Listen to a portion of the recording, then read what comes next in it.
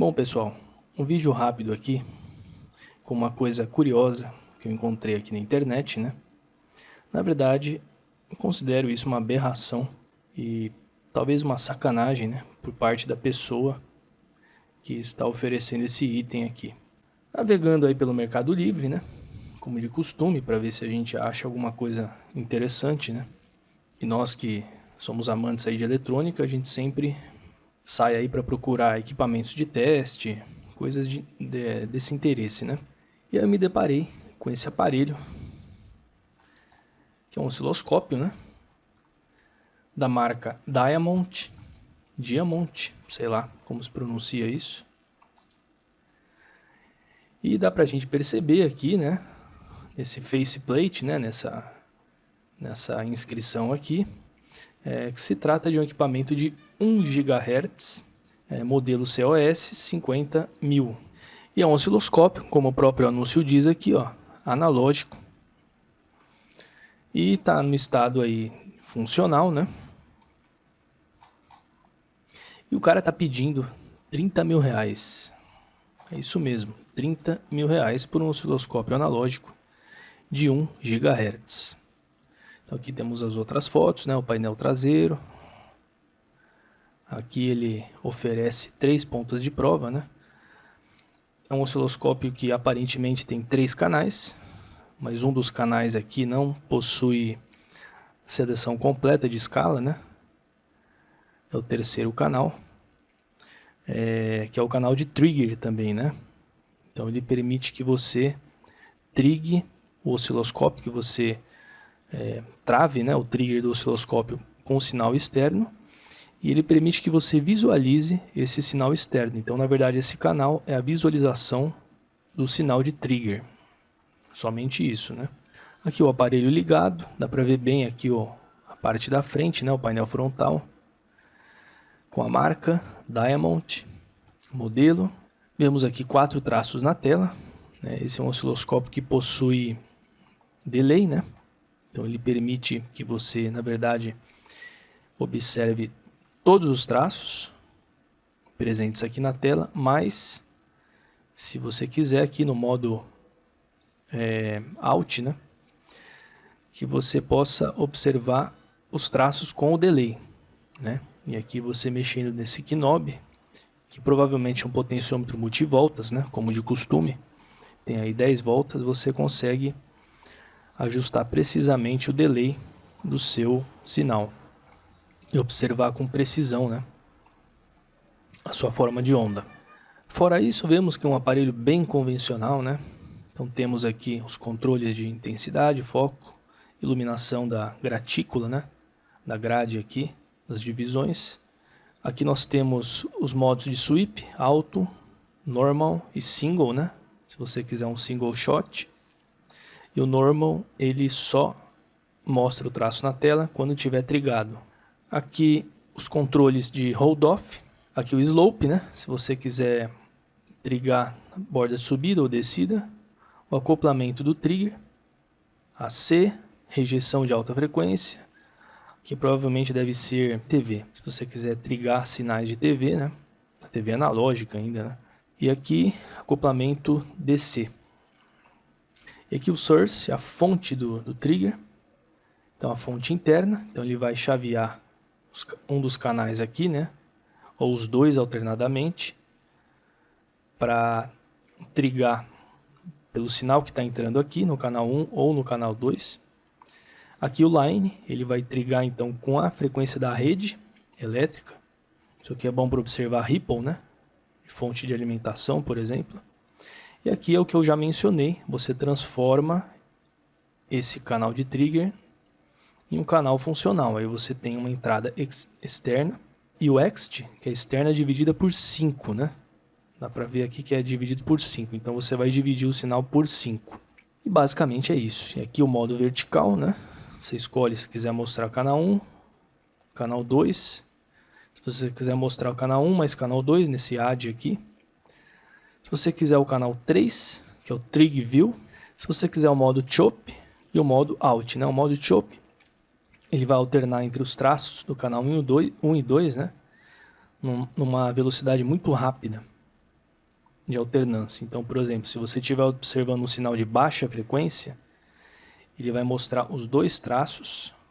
A impressão que vai dar é que eles estão aparecendo simultaneamente, né? Se você observar baixas frequências, né? Ou seja, se a sua escala de tempo aqui tiver, né, abaixo aí de milissegundos, em segundo, na escala de segundos, por exemplo, né? E botar no modo Alt, então primeiro vai passar o traço do canal 1, depois o traço do canal 2, depois o traço do canal 3. Então o modo Chop, né? Ele vai passar, vai dar a impressão, né, que todos os três traços ou mais vão aparecer, vão correr aqui juntamente. E é isso. É um osciloscópio analógico, né? Quem conhece um pouco sabe que isso daqui é um típico osciloscópio analógico. Olhando aqui o anúncio, né? O cara diz, né? O aparelho funciona, acompanha três pontas de prova, modelo COS 50.000. Tem até algumas perguntas aqui bem interessantes, né? Eu não vou ler, mas vejam aí o que o pessoal perguntou, né? Até com tom de ironia, obviamente, né? Mas aí a gente percebe que tem algo de errado nisso daqui, né? É óbvio, né? Quem conhece um pouco mais sobre instrumento de teste, quem já teve osciloscópio analógico, osciloscópio digital, já sabe que isso daqui é algo fake, né? Ele não tem como ele ser um aparelho, um osciloscópio de 1 GHz, né? Dado até o tamanho dele, né? Mas esse não é o principal indício que nos leva a crer que este seja um anúncio de um equipamento falso, né? Ou maquiado. O que nos leva a crer isso é que esse aparelho ele é idêntico a um modelo da Kikusui, que muita gente conhece, é um modelo que veio muito para o Brasil nos anos 80 e 90, né? Que é a linha COS 5000. Então, por exemplo, ó, esse é o anúncio do suposto osciloscópio de 1 GHz da marca Diamond. E este daqui é um anúncio de um site X aí, nem sei de onde é isso, de um Kikusui COS 5060. É um modelo clássico da Kikusui, né? Aqui no manual dele, né, que data, acho que não tem data, não sei se tem a data, enfim. Ele é do final dos anos, metade dos anos 80 e começo dos anos 90.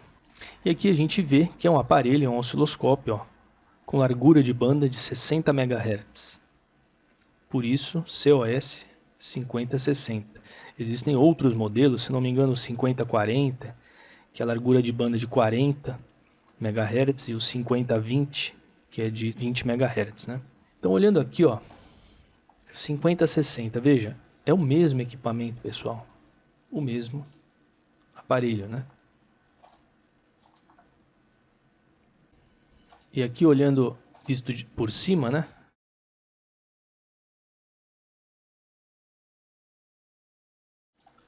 Aqui a parte traseira, né? Do COS 5060. E aqui a parte traseira do suposto aparelho de 1 GHz. Então veja, é o mesmo equipamento, tá vendo? Ó? Os mesmos conectores traseiros, né? Enfim, a mesma coisa. Aí fica a pergunta, para começo de conversa, existe um osciloscópio analógico que chegue até 1 GHz? Existe. Existiram alguns modelos, né, ao longo da história. Hoje, em 2022, ninguém mais fabrica osciloscópio analógico com essa largura de banda, porque simplesmente não compensa. O custo-benefício, né, o lucro de uma fábrica seria mínimo. Ninguém iria comprar um aparelho desse, né? Hoje em dia, com toda a tecnologia dos conversores AD, todo o processamento de sinais aí super avançados, né? Simplesmente não faz sentido construir um aparelho analógico com essa largura de banda, né? Na verdade, osciloscópios analógicos estão deixando de serem fabricados. É uma questão de poucos anos aí para não ter mais ninguém fabricando esse tipo de equipamento. Talvez um ou outro fabricante ainda possa fazer alguns modelinhos básicos aí para uso talvez em universidades, né? Instituições de ensino. mas para uso mesmo profissional não faz sentido. Mas existiram alguns modelos, né? Eu vou apresentar aqui, né? O primeiro deles, obviamente, quem poderia ser a primeira fabricante de um osciloscópio com 1 GHz, né, analógico, não poderia ser ninguém menos do que Tektronix, óbvio. E foi esse modelo aqui, o 519, que foi lançado aí em 61 e foi fabricado até 74. E é um aparelho enorme, né? Não sei se dá para ter ideia aqui da dimensão, mas ele é realmente um equipamento super grande e pesado porque ele é valvulado. E a gente repara aqui, né, o tamanho dos controles, né? São gigantes. O tubo, né, o CRT dele, tem uma gratícula aqui, um grid, né, super pequenininho. E tem todo esse suporte aqui preto, né? Esse aparelho, a intenção principal dele era ser utilizado com uma câmera acoplada aqui, né? Geralmente era uma câmera fotográfica ou de filme instantâneo, do tipo Polaroid, né? Ou uma câmera convencional, com filme convencional, mas adaptado aqui para o osciloscópio. E a Tektronix vendia os kits de câmeras, né? Para você acoplar aqui em frente ao CRT, né? Justamente para você tirar fotos, né? A ideia de você ter um osciloscópio com tamanho e largura de banda, e na época isso daqui devia ter um preço exorbitante, né? Era justamente para que você pudesse capturar o traço, né? E usar essa imagem em pesquisas, em artigos, né? Enfim, fazer um bom uso disso daqui. Para o meio robista ou oficinas de reparo, né? Não faz sentido você, naquela época, hoje mesmo, né? Ainda hoje, a não ser que você vai trabalhar aí com reparo de equipamentos que tenham, né, essa necessidade de tamanho e largura de banda, mas quem faz reparos comuns em fontes chaveadas, em equipamentos de áudio, um osciloscópio de 100 MHz é mais do que o suficiente para você fazer tudo o que for necessário, né?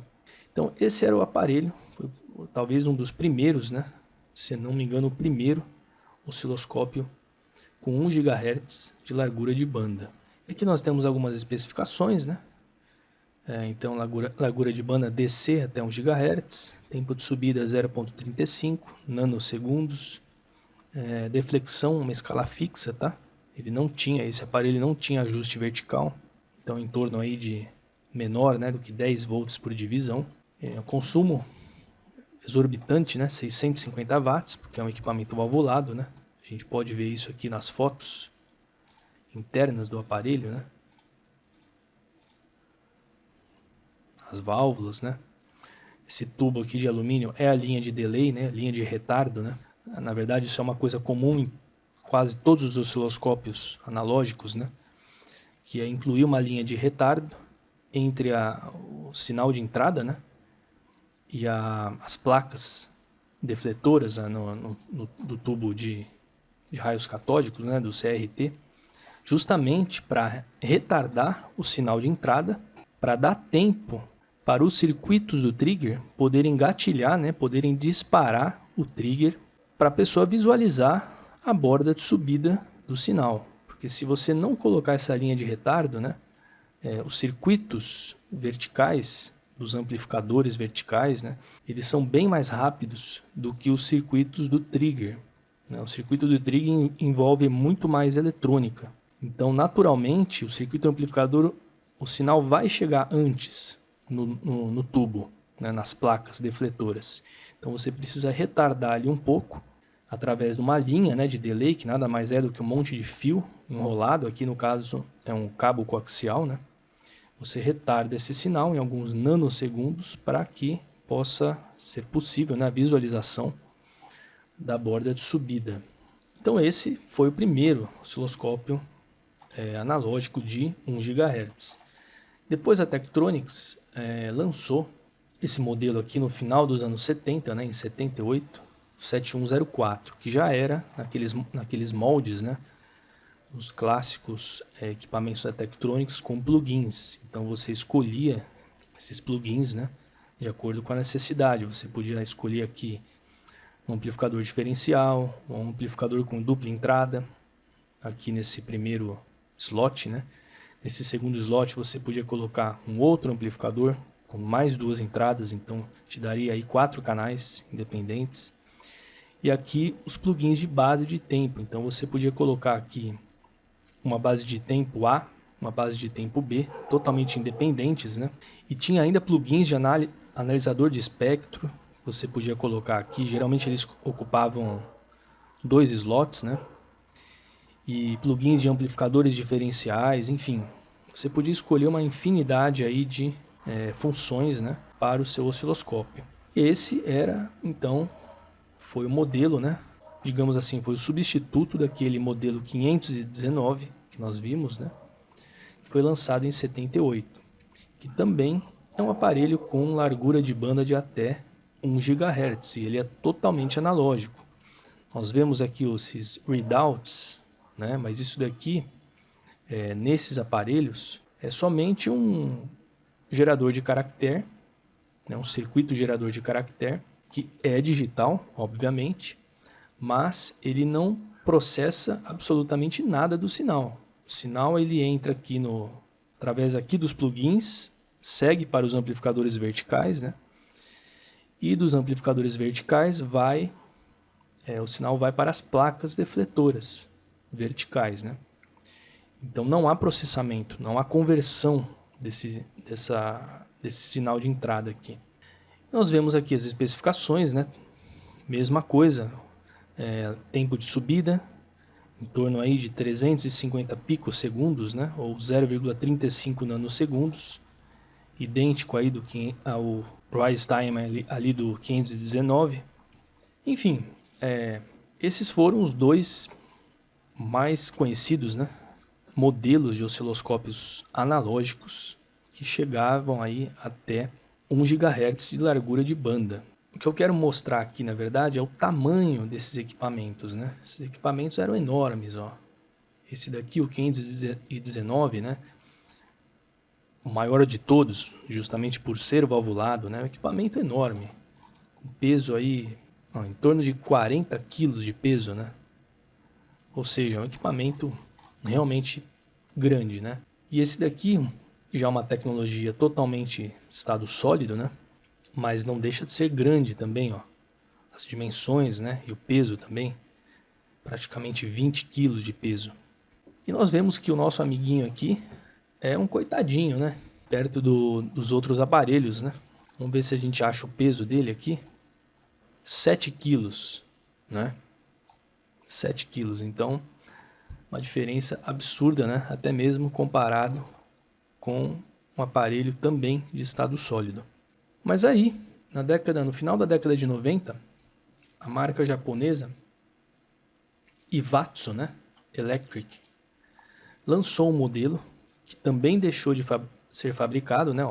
No longer sold, que foi o TS-81.000, que é um osciloscópio analógico também, com largura de banda de até 1 GHz. Eles lançaram, na verdade, 2 modelos, um com largura de banda até 600 e outro até 1 GB, que é esse daqui, ó. Então, já é um equipamento mais moderno, né? Até mais moderno do que o Tektronix aqui. Ele também tem readouts, só que ele tem muito mais funcionalidades, né? Você consegue editar essas funções aqui. Você tem controles, ó, chaves emborrachadas com luzes, né? Então, enfim, isso daqui é uma membrana de borracha, que são aquelas membranas, né? Já é uma tecnologia típica final dos anos 90, anos 2000, né?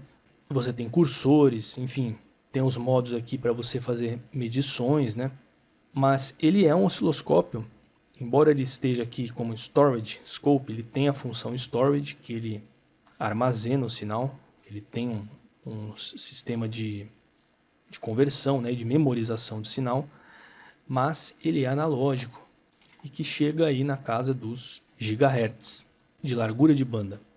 Então esse daqui talvez, pelo que até onde eu saiba aí, foi o último modelo no mundo, né? Foi a última marca aí no mundo a fabricar um aparelho de 1 GHz.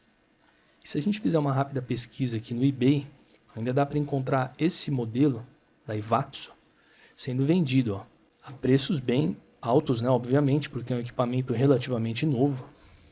Então a gente tem aí, ó, $7.000, né? Equipamento usado, mas vendido aí por $7.000. Se a gente fosse trazer isso daqui para o Brasil, né? Seria aí os R$36.000 mais o imposto de 60%, passaria aí dos R$100.000, ou chegaria aí fácil, né? Nos R$100.000. Então até que nosso amigo aqui tá barato, né? R$30.000 tá barato, né? Se isso fosse um osciloscópio de 1 GB, obviamente, né? E nós temos também ainda à venda o Tektronix 7104. Também em estado usado, né? Acredito que ninguém tenha um negócio desse guardado aí como novo, né? Também aí beirando na faixa dos R$5.000, né? Um aparelho mais antigo, provavelmente quase todos precisam de revisão, né? E calibração, então não haveria sentido colocar um preço exorbitante um aparelho tão velho assim, né? Então, novamente, comparem o tamanho desse equipamento, né? Que é um osciloscópio mais próximo em termos de data de construção a este daqui, né? Nosso Diamond COS 5000, 50.000. Veja a diferença de tamanho, né? Eu sei que pelas fotos assim não dá pra gente ter uma ideia muito certa, mas quem conhece um osciloscópio, né? Comparando aqui o tamanho dos conectores BNC, né? Com o tamanho do aparelho todo, né? Dá pra ver que isso daqui é bem menorzinho, né? Um aparelho bem pequenininho perto disso, né? Tá certo que esse tem 4 canais, tem muito mais funcionalidades, né? Mas enfim, o que eu quero chamar a atenção é que para você fazer um aparelho de 1 GHz, um osciloscópio analógico, você precisa, é impossível fazer ele num tamanho pequeno, porque os circuitos, né, que vão alimentar o tubo e os amplificadores e o circuito lá do trigger, da base de tempo, eles vão ocupar mais espaço. Eles vão utilizar mais componentes, né, mais eletrônica para poder chegar em tamanha largura de banda. Então, isso é mais um indício de que esse anúncio se trata de algo falso, de algo aí que foi fabricado, né? Para mim, isso daqui é um Kikusui. É esse equipamento daqui, ó. É um COS 5060, que o cara simplesmente trocou esse faceplate aqui, né? Isso daqui é um adesivo, tá? Ele trocou isso daqui, ó, imprimiu de alguma forma, inventou essa marca, Diamond, inventou esse modelo. Ele deve ter olhado, né?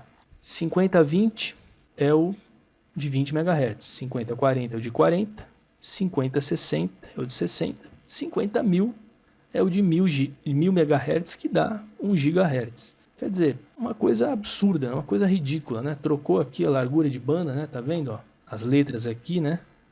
Da largura de banda, só para comparar aqui com o Kikusui, tá vendo, ó? Colou aqui, montou esse anúncio, né? Esse anúncio maluco, deu uma pesquisada no eBay de quanto custaria um osciloscópio analógico de 1 GB. Então o cara escreveu lá, osciloscópio analógico de 1 GB. Deve ter aparecido algo desse tipo, né? Ele viu, poxa, os caras vendendo a 36.000, vou pedir 30.000 no meu. Tá um bom preço. Ou seja, algo completamente absurdo, pessoal. E aí, para provar ainda mais, né? Já dei tantos indícios, tantas provas de que isso daqui é algo inexistente. É só ir para o Google. Só dar um Google aí, escreve lá Diamond COS 50.000. O que vai aparecer? Vai aparecer, obviamente, o anúncio dele, né? Tá vendo? Isso aqui é do anúncio dele, ó. R$30.000 e tal. E uma outra coisa aqui que não tem nada a ver. O que é isso? Não tem nada a ver. Se colocar aqui imagens, vai aparecer o que? As imagens do anúncio dele. E um monte de coisa nada a ver também. Ou seja, esse modelo não existe. Se a gente vier aqui no site da Kikusui, que disponibiliza todos os manuais de instruções, né, de todos os modelos que eles já fabricaram na história, só digita aqui COS e dá um search. Então vai aparecer um monte de modelo, tudo osciloscópio, né? Ó. Aí começa, ó, COS 5020, é o que eu falei, né? Que é o modelo que é esse daqui, só que de 20 MHz. COS 5030, 5040 é o de 40, e assim sucessivamente. Vai aparecer o 5060 e o COS 5100, ou 5100, né? Que é o modelo, que é esse modelo exato, só que 100 MHz. Se a gente vier aqui no Google, COS 5100, ele vai até aparecer aqui na versão antiga, né? Porque essa linha COS 5000, ela tinha duas edições basicamente, né? Dois layouts aí, dois designs, né? Que é esse daqui, esses botões vermelho, cinza, né? E esse modelo aqui com os botões amarelos. A gente achou aqui, ó. Osciloscópio COS 5100, 100 MHz. Então, com certeza, esse aparelho é um COS 5060, 5040 ou 5100, 5120, pode ser qualquer um desses, mas definitivamente ele não é o 50000, porque não existe esse modelo no catálogo aqui da Kikusui. Né? A Kikusui nunca fabricou osciloscópio analógico de 1 GHz.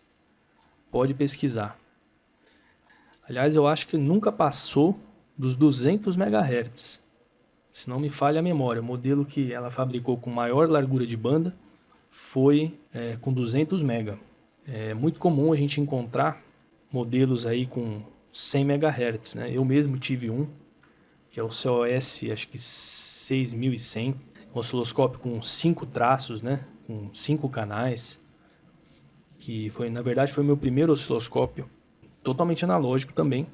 Então, esse anúncio, esse produto aqui, é totalmente fake, tá? Ele existe. Se você comprar e pagar os 30 mil, você vai receber esse modelo, esse equipamento da foto, com certeza. Mas se você jogar ali um sinal de 1 GHz, não vai aparecer absolutamente nada na tela aqui, porque esse aparelho simplesmente não responde até 1 GB. Deve ser algum modelo de 40, de 20, 60 MB ou até 100 MB, e não mais do que isso. Então a gente tem que tomar cuidado, né? Existem muitas coisas sendo vendidas aí no mercado nacional, né?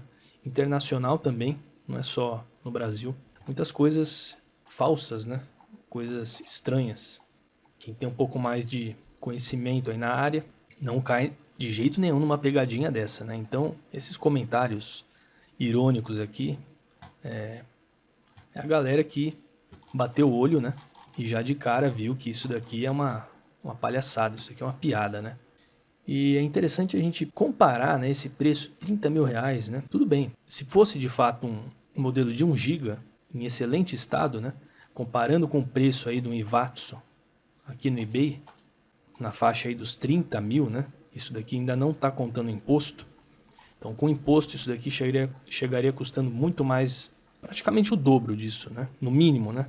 Por exemplo, esse daqui chegaria custando aí uns 50 mil reais fácil, né? 50, 60 mil reais. Esse daqui passaria dos 70 mil reais. 80 mil reais tranquilo, você pagaria, né? Junto com o imposto. Então, esse preço, né, de 30 mil não está fora da realidade, pessoal.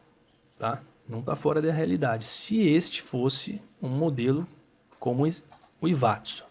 Agora, comparando com os osciloscópios modernos, né, que nós temos hoje em dia, então, por exemplo, no próprio Mercado Livre, ó, nós encontramos um Keysight novo, né? É um aparelho completamente diferente disso e completamente diferente disso também, né? Do Ivatsu aqui. Um osciloscópio totalmente digital, né? E esse daqui é o DSO-X 3014, então ele tem 4 canais e 100 MHz de largura de banda. Já vem com as pontas de prova originais e o cara pedindo 30 mil reais. E tá no preço, viu? Se você trouxer um aparelho desse modelo novo aí, você vai pagar com frete, imposto, até mais do que isso, tá? Tem um outro cara aqui vendendo um osciloscópio da Licroy, que é uma marca pouco conhecida aqui no Brasil, que é esse modelo aqui, o Wave Runner 104XI. Né? O cara errou aqui, é o XI. O cara pedindo 115 mil reais. Mas é um aparelho que é um baita de um osciloscópio de 1 GB, 4 canais, taxa de amostragem de 10 gigasamples por segundo. Para vocês terem uma ideia, esse Keysight aqui ele é de até 5 gigasamples por segundo, que já é um absurdo, né? E também com todos os acessórios, pontas de prova originais, ainda tem 2 pontas de prova ativas, né? Que são extremamente caras. Só uma ponta de prova dessa aqui é muitos mil reais, se você fosse comprar, né? Mesmo assim, esse preço tá um pouquinho salgado, né? Mas o cara aceita a negociação, né? Aceita a proposta aí. Mas enfim, é um aparelho, poxa, tá anos-luz à frente disso daqui, né? Anos-luz à frente. Você tem muito mais funcionalidades, você tem uma série de, até na foto aqui mostra, né? Tá vendo? Ó? Possibilidade de decodificar diferentes protocolos, tá vendo? Ó? SPI, UART, I2C, RS-232, coisa que o Keysight aqui também tem. Então esse é um aparelho, né, que apesar do preço extremamente alto, né, mas é muito mais condizente com a realidade, né, esse preço daqui, né, você está pagando por algo que te entrega uma quantidade absurda de funções, né, e de funcionalidades, né, que um aparelho como esse não conseguiria te entregar, não consegue te entregar, né, extremamente limitado. O que dirá então desse nosso amigo aqui? Então esse foi o vídeo, né, que eu quis fazer aqui para mostrar as bizarrices que existem aí no mercado nacional de instrumentos de teste, né? A gente encontra cada coisa que, olha, só Deus mesmo.